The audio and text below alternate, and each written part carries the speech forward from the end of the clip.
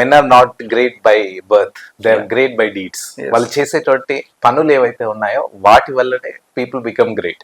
So అయితే ఇప్పుడు ఒక 10 గంటలు చదివేటువంటి ఒక టాపిక్ ని 2 నుంచి 3 గంటలు చదివేటువంటి మెథడ్ ఏదైనా ఉంటే ఓకే. ఎవ్వరు కూడా ఎడ్యుకేషన్ అనే దాన్ని ఒక హర్డిల్ గా ఫీల్ అవ్వరు. Education is fun when you know the technique. అలా కాకుండా మనం ఒక రాటన్ సిస్టమ్ లో ఒక పాత పద్ధతి ఏదైతే ఓన్లీ చదవడం చదవడం చదవడం అనేది ఒక పని అనుకొని ఎప్పుడైతే భావిస్తామో అప్పుడు ఎడ్యుకేషన్ బికమ్స్ ఎ హర్డిల్.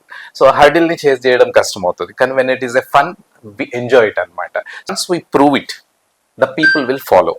ప్రతి ఒక్కటి కూడా ఈ ప్రపంచంలో శాశ్వతమైనదంటూ ఏదైనా ఉంది అంటే అది కేవలం మార్పు మాత్రమే. Change is the inevitable thing in this world and nothing is permanent in this world except change. So అందుకోసమని మన మైండ్ సెట్ కానీ మన ఉన్నటువంటి టెక్నికల్ గా కానీ ప్రతి దాంట్లోనూ కూడా మనిషి పరిణతి చెందాలి, తర్వాత మార్పు చెందాలి.